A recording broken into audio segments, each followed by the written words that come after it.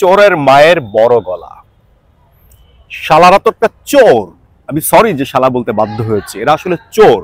শালা বললেও এদের জন্য আসলে বেইনসাফ করা হয়, এদেরকে আরো কঠিন ভাষায় বলা উচিত।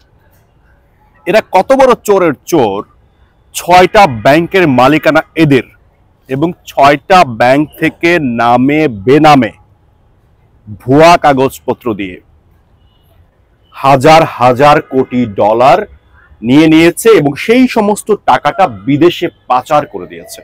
এদেরকে, এর পুরো পরিবারকে 1000 বার ফাঁসি দেওয়া উচিত। প্রিয় দর্শক, আসসালামু আলাইকুম। অন্তর্বর্তীকালীন সরকার দায়িত্ব নেয়ার পর থেকে বিভিন্ন মহল, ব্যক্তি, প্রতিষ্ঠান, দল সরকারকে চাপে রাখার চেষ্টা করছে। সম্প্রতি আমরা দেখছি এস আলম গ্রুপ, অর্থাৎ এস আলম গ্রুপের সাইফুল আলম, তিনিও কিন্তু বাংলাদেশ ব্যাংকে একটি চিঠি দিয়েছেন, যে চিঠিতে বলা আছে তাদের যে ব্যাংক অ্যাকাউন্ট ফ্রিজ করা হয়েছে সেই ব্যাংক অ্যাকাউন্ট যদি সচল করা না হয় তাহলে তারা আন্তর্জাতিক সালিসি আদালতে মামলা করবেন। যারা বাংলাদেশে থেকে, বাংলাদেশের খেয়ে পড়ে, এদেশ থেকে হাজার হাজার কোটি টাকা পাচার করে বাংলাদেশকে ধ্বংসের দিকে ঠেলে দিয়েছে, তারা আবার বড় বড় কথা বলছে। এখন তাদের মুখোশ উন্মোচনের সময়। সঙ্গে আছি আমি খান নাজুম ই এলাহি। আলোচক হিসেবে রয়েছেন সাংবাদিক এবং রাজনীতি বিশ্লেষক আকরাম। আকরাম, আপনাকে স্বাগত জানাচ্ছি। নজম ভাই, থ্যাংক ইউ। আকরাম, আপনি শুনছিলেন এস আলম গ্রুপ আমাদেরকে হুমকি দিচ্ছে, যারা হাজার হাজার কোটি টাকা, হাজার হাজার কোটি ডলার বাংলাদেশ থেকে পাচার করেছে। কিভাবে দেখবেন? দেখেন, শুরুতেই বলতে হয় যে চোরের মায়ের বড় গলা। শালারা তো একটা চোর। আমি সরি যে শালা বলতে বাধ্য হয়েছে, এরা আসলে চোর। শালা বললেও এদের জন্য আসলে বেইনসাফ করা হয়, এদেরকে আরো কঠিন ভাষায় বলা উচিত। এরা কত বড় চোরের চোর, 6টা ব্যাংকের মালিকানা এদের, এবং 6টা ব্যাংক থেকে নামে বেনামে ভুয়া কাগজপত্র দিয়ে হাজার হাজার কোটি ডলার নিয়ে নিয়েছে এবং সেই সমস্ত টাকাটা বিদেশে পাচার করে দিয়েছে। এদেরকে, এর পুরো পরিবারকে 1000 বার ফাঁসি দেওয়া উচিত এবং এদের সম্পত্তিকে ফ্রিজ করা উচিত, এবং বাংলাদেশে এদের যারা আছে এদের নাগরিকত্ব কেড়ে নেওয়া উচিত। এদেরকে, সেই পুরনো কালচার ছিল যে আগে এক ঘরে করে দেওয়ার সিস্টেম ছিল না মানুষের, এইরকম সমাজপতির আগে যেরকম করতো, এইরকম এদেরকে এস আলম গ্রুপের পরিবার, তার আত্মীয় স্বজন, এদের সবাইকে এবং এর সঙ্গে যারা জড়িত প্রত্যেককে আসলে নাগরিকত্ব কেড়ে নেওয়া উচিত, এদের পাসপোর্ট কেড়ে নেওয়া উচিত। এদেরকে বাংলাদেশে থাকতে দিলে এদেরকে ভোটারবিহীন করে ফেলা উচিত, এদের চিকিৎসা বঞ্চিত করা উচিত, এদের পরিবারকে শিক্ষা বঞ্চিত করা উচিত, একটা অমানবিক জীবন এদেরকে উপহার দেওয়া উচিত, যাতে ভবিষ্যতে এখান থেকে বাংলাদেশ শিক্ষা নিতে পারে। এখন কথা হচ্ছে তারা আন্তর্জাতিক আদালতে বা আন্তর্জাতিক সালিশে তারা যেতে চাচ্ছে, কি করতে পারে? দেখুন, প্রথমে কথা হচ্ছে যে এইটাতে যখন দুইটা রাষ্ট্রে যখন বিনিয়োগকারীরা বিজনেস করে, তখন যেটা হয় যে বিজনেস করতে গিয়ে যদি কোনো অন্যায় হয়, সেই দেশের আইনে সে অপরাধী হয় বা তার নামে বিচারাধীন মামলা থাকে, সেই ক্ষেত্রে তার বিচারটা কিন্তু ওই দেশের আইনেই হয়।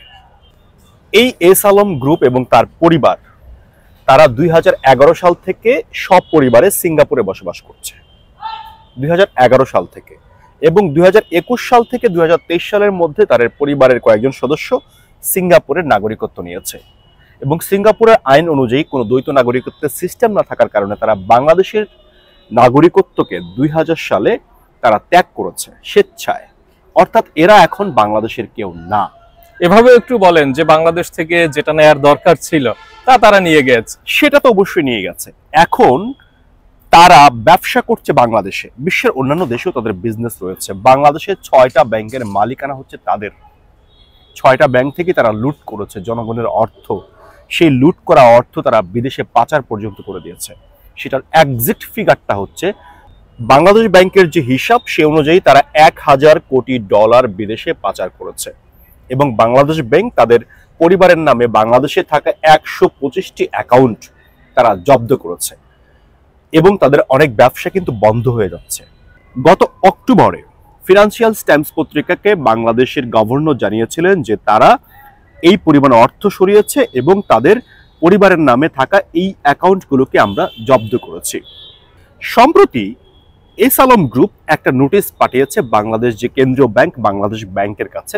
সেখানে তারা বলেছে যে আজিজ হচ্ছে সিঙ্গাপুরের একজন নাগরিক এবং তার পরিবার সিঙ্গাপুরে বসবাস করে, সেই জন্য বাংলাদেশে তার যে ব্যবসা আছে এবং বাংলাদেশ ব্যাংক কর্তৃক তার যে অ্যাকাউন্টগুলোকে জব্দ করা হয়েছে সেগুলোকে যদি তারা উন্মুক্ত না করে সেই ক্ষেত্রে আগামী 6 মাসের পরে তারা আন্তর্জাতিক একটা সালিসি আদালতে বাংলাদেশের বিরুদ্ধে মামলা দায়ের করবেন এবং বাংলাদেশকে এই আন্তর্জাতিক আদালতে তিনি চ্যালেঞ্জ করবেন।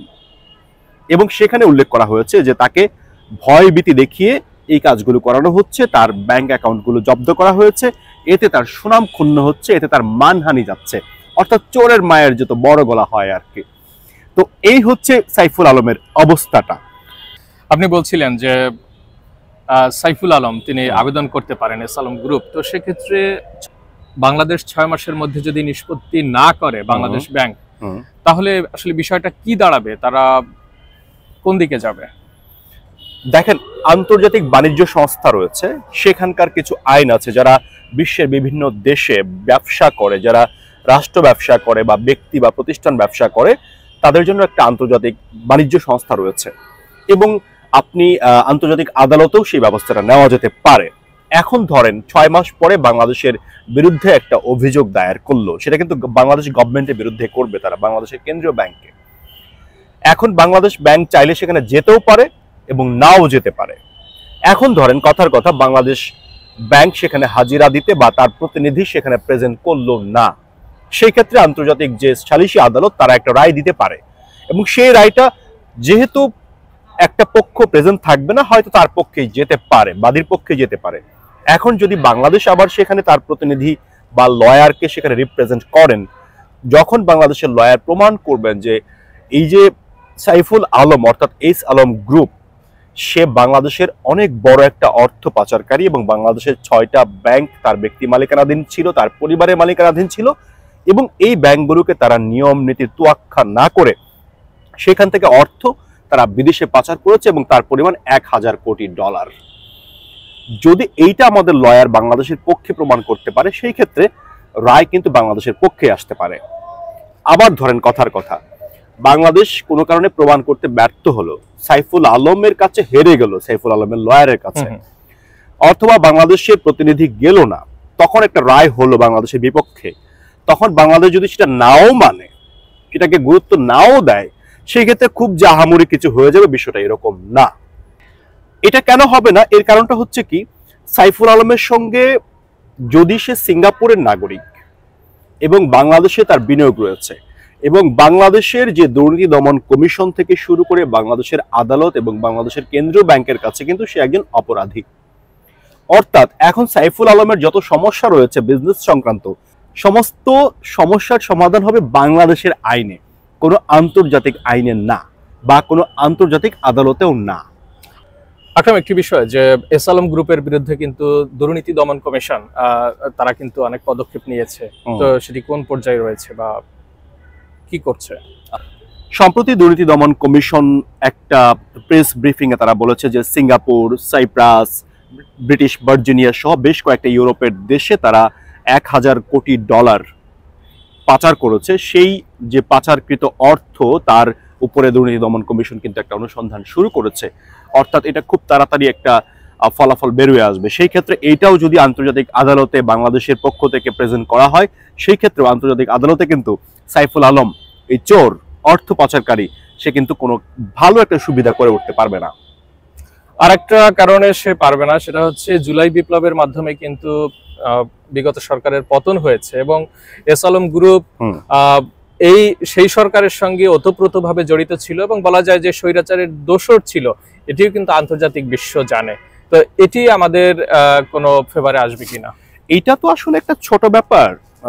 সে দুর্নীতিবাজ ছিল, বাংলাদেশের সরকার তাকে দুর্নীতি করার সুযোগ দিয়েছে, এগুলো যদি আবার বহির্বিশ্বে আলোচনা হয় তাহলে তো দেশেরই আসলে সম্মানহানি হবে। আলটিমেটলি এইখানে যে বিষয়টা সেটা হচ্ছে সাইফুল আলম বা এস আলম গ্রুপ তারা সিঙ্গাপুরের নাগরিক হিসেবে কিন্তু বাংলাদেশের বিরুদ্ধে অভিযোগটা দায়ের করছে।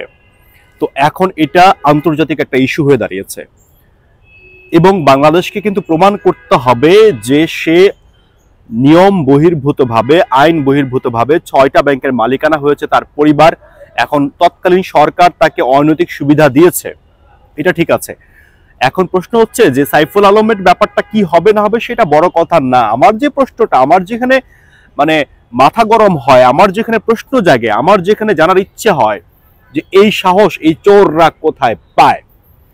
এখন আপনি দেখেন যে প্রফেসর ইউনূস, আপনি যেমনটা শুরু করেছিলেন যে প্রফেসর ইউনূস একটা সংস্কারের দাবিতে তিনি সিদ্ধান্ত নিয়েছেন যে বাংলাদেশে একটা সংস্কার করবেন।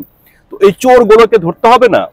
এখন ব্যাপারটা হচ্ছে আমাদের যেটা করা উচিত, বা আমাদের রাজনৈতিক দল, আমাদের ব্যক্তিগুলো, আমাদের প্রতিষ্ঠানগুলোর উচিত যে সত্যি যদি এদের মধ্যে সামান্যতম দেশপ্রেম থাকে বা দেশটার কল্যাণ চায়, তাহলে উচিত হবে এই সরকারটাকে একটা সুযোগ দেয়া।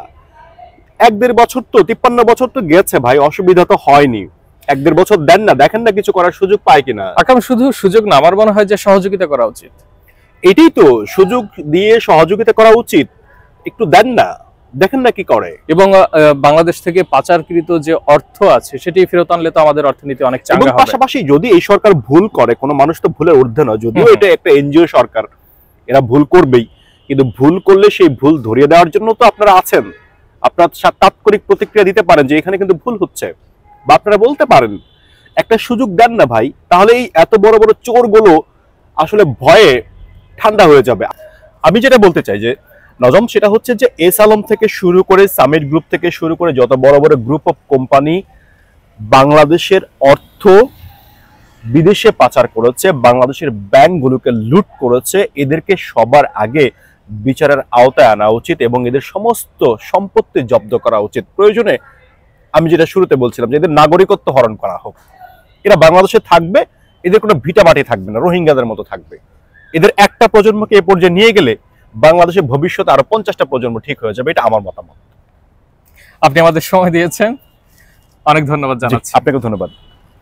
প্রিয় দর্শক, শুনছিলেন আলোচনা। আসলে এস আলম গ্রুপ মহা ক্ষমতাধর, মহা শক্তিশালী একটি প্রতিষ্ঠান, যারা বাংলাদেশ থেকে 1000 কোটি ডলার পাচার করেছে এবং এটা নিয়ে কিন্তু অনেক কিছু হয়ে গেল। এখন তারা কি করছে? এখন তারা আন্তর্জাতিক সালিসি আদালতে বাংলাদেশকে বিচারের সম্মুখীন করার চেষ্টা করছে। আসলে কি ঘটতে যাচ্ছে আমরা সময়ের অপেক্ষায় থাকলাম। ভালো থাকবেন সবাই। আসসালামু আলাইকুম।